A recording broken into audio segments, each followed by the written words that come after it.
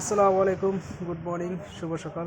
সবাই কেমন আছেন? আশা করি ভালো আছেন। আমি দেখেন গ্রামের বাড়িতে থাকলে এইসব কাজগুলো করতে হয়। দেখেন ঘর বাড়ির সাফাইগুলো করতে হয়। আপনারা এভাবে বাড়ি ঘরের সাফাই সবাই সবসময় করে রাখবেন।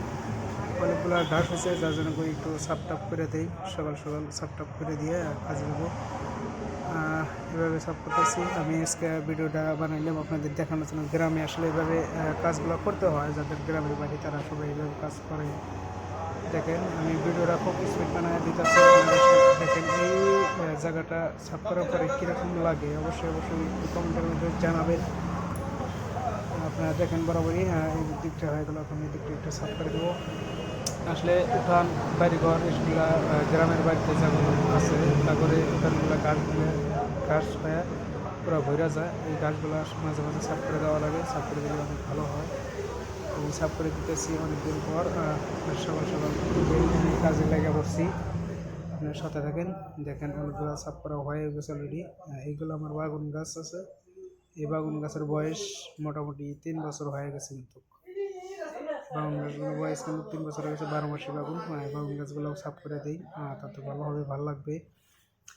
সাফ টাপ করে কিছু মেডিসিন দিতে হবে। দেখেন কীরকম লাগে। বাগুন গাছের তলে ঢুকবো এখন, সবগুলো সাফা করে ফেলবো।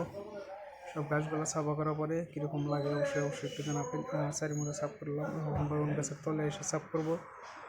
বাগান গাছের তলে ঢুকে গেলাম, সাফ করে দেখাইবো কীরকম লাগে। ক্লিন করবো একদম চকচকা। আসলে এগুলা মাঝে মাঝে সাফ করতে হয়। গ্রামের বাড়িতে যাদের আছে এগুলা উঠানে অনেক ঘাস হয়। আমি তো উঠানেই বাগুন গাছগুলো গাড়ছি। অনেক সবজি ধরে, কিনতে হয় না, মাঝে মাঝে বিক্রিও করি, অসুবিধা হয় না।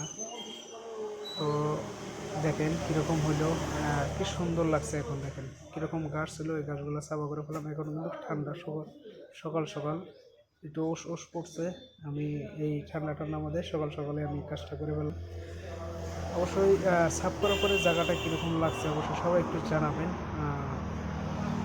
দেখেন কীরকম লাগছে। আমার সাফ করা শেষ, এখন গাছগুলো ফেলা ওঠেনি, বাস একদম চিকচিকে আপনাদের দেখাইতেছি ঘুরে ঘুরে কীরকম চকচক হয়েছে। আর এই বাগান গাছগুলোর বয়স কিন্তু মোটামুটি 3 বছর হয়ে গেছে। আমার থেকেও কিন্তু বড় হয়ে গেছে, বাগান গাছগুলো অনেক বড় হয়ে গেছে। যখন সিজন আসে তখন তো অনেক ধরে